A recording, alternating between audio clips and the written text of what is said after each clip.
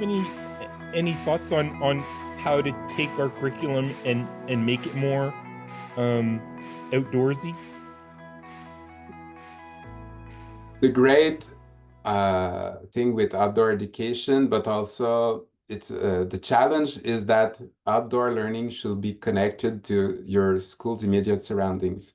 So it's easy to give you some advices in a classroom and do the same thing in every classrooms in the province or in the country because it's almost the same environment. But with outdoor education, we all have different environments.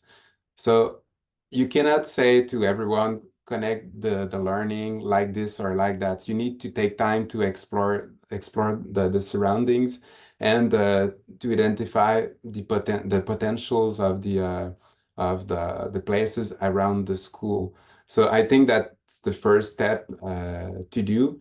And it's also more meaningful after that. But if you don't take time to go outdoors, to just feel the place, take 15 minutes, just observe and see what are the connections. It will be hard because you don't have, when you stay at your desk just thinking, what can I do? What can I do? What can I do?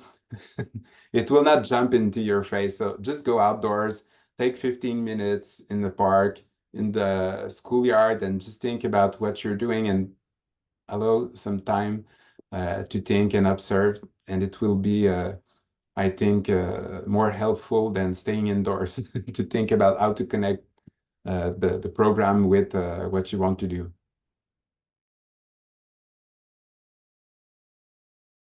The learning really for me and outdoor learning is everything that's outside.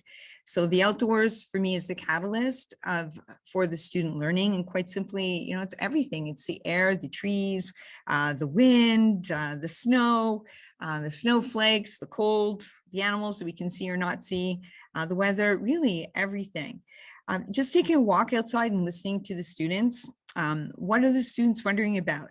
What are the students curious about? All this really leads to those amazing discoveries. And this learning, I feel, is all linked. So I'm sort of reading some of your cycle 3 minds right now.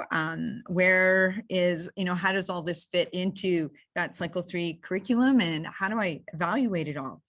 Well, our school, yes, our school system does have a curriculum that needs to be followed. So it's the Quebec Education Plan, complete with the progressions of learning. And I feel that my job is really to link that student inquiry to the curriculum. So indeed, the learning needs to be evaluated, and I need to know what the students are learning.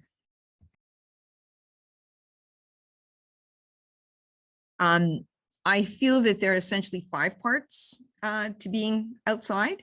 So before going outdoors, I prepare the students and tell them what's expected. So that's basically establishing my learning goal. By this time of the year, the students know exactly where a meeting place is. They know that we're going to, we're going out there to learn. They know that it's not recess time. So once we've established what we're going to do outside, then once we are all out there, we circle up. That's first thing. And then we make a land acknowledgement. And this is something we've been working on since the beginning of the year. The students We've been trying to learn a lot more about the Indigenous people and have a much more informed perspective on Indigenous knowledge. And so the students will give thanks for their time in learning in the outdoors and give their land acknowledgements. So once this is done, we reestablish the learning goal, and then it's time for the experience of the activity. So we're using, at this point, I use a variety of learning experiences, and I think that's a really good idea to do. You can create sound maps, quiet walk, a quiet listening activity. Maybe it's active work on a hike. Individual or small group work in the field, as well as games to solidify some of the knowledge that they were gathering. Then at the end of that activity, we always come back together, we circle up, and we take time to really reflect on that experience. And some might call it a debrief, but for me, that's really where the magic happens. I learn about the students' questions, and from there, we head into the indoors, And that's where we start looking at things and looking for deeper learning. So that might include a research project, sharing information of what they collected. It could be really anything. And usually it winds up being some kind of a project. So this is where I find that the outdoor adventure trail meets the QEP at that point.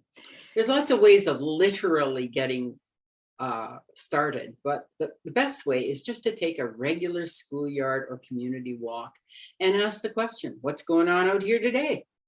Talk about the same, different. Hypothesize, why do you think that happened? Or why do you think that squirrel's here?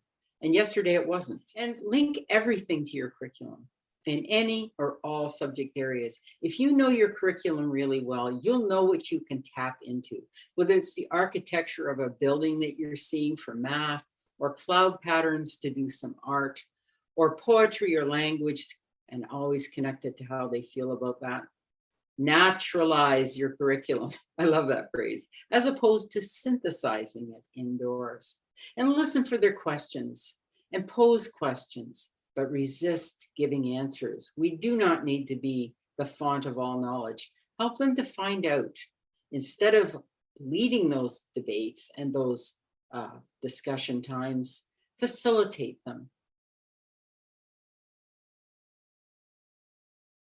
Thing that is, for me, the most difficult thing to do for teachers is to do their first outdoor activity with the students. So just trust yourself to do the first activity.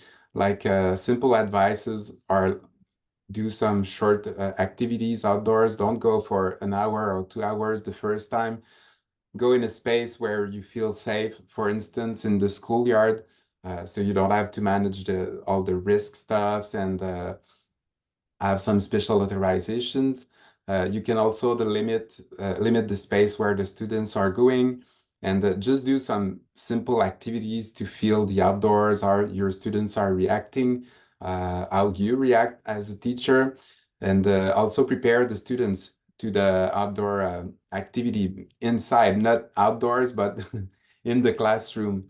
And just keep in mind that if it's a new context for you, it will not be the best success of your life. So if you want to do some new teaching practice, if you want to have new teaching practices, for sure the first times it will not work exactly as you wish, but like anything else, you need practice, and with repetition you will find your the area where you feel more safe, and it will be easier after that to go outdoors with more time, maybe explore other spaces around the school, things like that. So go small, and just know that it will not be the best success of your life, but that's how it works when you try something new.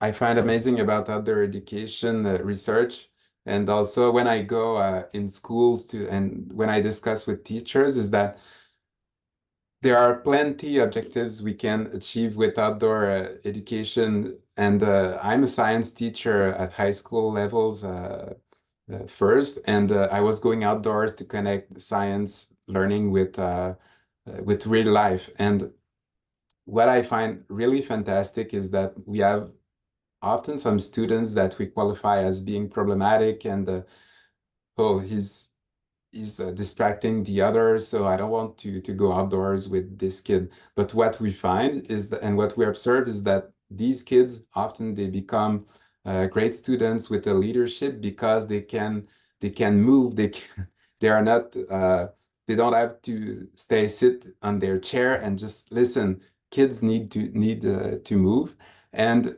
when there's physical activity, light physical activity with cognitive activity, it helps students to be more engaged. So I think that we need to keep that in mind, not only to engage students in cognitive activity, but also in light physical activity.